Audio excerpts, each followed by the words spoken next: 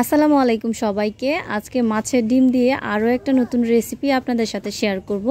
আর এই মাছের ডিমের রেসিপিটা ছোট থেকে বড় সকলেরই খুবই পছন্দ হবে। আর আশা করছি আমার আজকের রেসিপিটা আপনাদের কাছে খুবই ভালো লাগবে। ভিডিওটা ভালো লাগলে সকলের সাথে শেয়ার করবেন। আর চলুন তাহলে আপনাদের সাথে শেয়ার করছি কিভাবে এটা তৈরি করলাম। আজকের এই ডিমটা রান্না করার জন্য আমি এখানে মাছের ডিম নিয়ে নিয়েছি। আর এখানে একটা মাছের ডিমের প্রায় অর্ধেকটা পরিমাণ মাছের ডিম রয়েছে।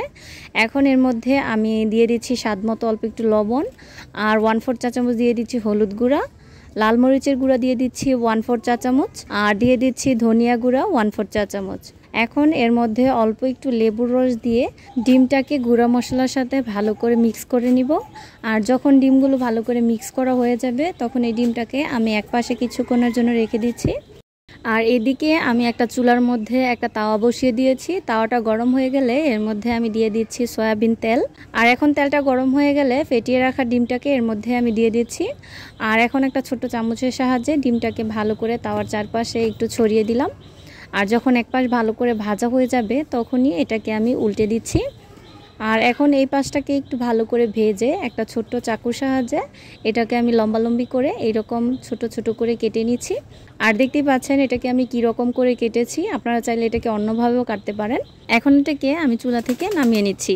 এখন একটা ব্লেন্ডারের মধ্যে আমি দিয়ে দিচ্ছি একটা টমেটো, আর দিয়ে দিচ্ছি দুটো ছোট সাইজের পেঁয়াজ, আর সাথে 6টার মতো দিয়ে দিলাম কাজু বাদাম। আর এখন এর মধ্যে দুটো শুকনো মরিচ আর স্বাদমতো লবণ দিয়ে অল্প একটু পানি অ্যাড করে এটাকে ভালো করে ব্লেন্ড করে নেব। আর দেখতেই পাচ্ছেন এটা খুব সুন্দর করে ব্লেন্ড করা হয়ে গেছে। আপনারা চাইলে এটাকে পাটায় বেটেও করতে পারেন। এবার চুলার মধ্যে আমি একটা কড়াই বসিয়ে এর মধ্যে দিয়ে দিচ্ছি 1/4 কাপ পরিমাণ সয়াবিন তেল। আর এখন এর মধ্যে আমি হাফ চামচ দিয়ে দিচ্ছি রসুন বাটা, আর হাফ চামচ পরিমাণ আদা বাটা দিয়ে দিচ্ছি দুটো তেজপাতা। এখন আদা রসুনটাকে আমি ভালো করে ভেজে নিব। আর যখন আদা রসুনের কাঁচা স্মেলটা চলে যাবে তখন এর মধ্যে আমি টমেটো আর কাজু বাদামের পেস্টটা দিয়ে দিচ্ছি। এখন এই পেস্টটাকে ভালো করে নেড়েচেড়ে কষিয়ে নিব।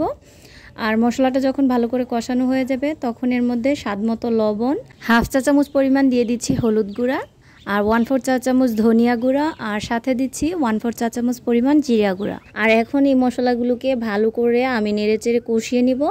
আর যখন মশলাটা ভালো করে কষানো হয়ে যাবে আর উপর থেকে তেলটাও ভাসতে শুরু করবে তখন এর মধ্যে আমি 1 মগ পরিমাণ পানি দিয়ে দিচ্ছি।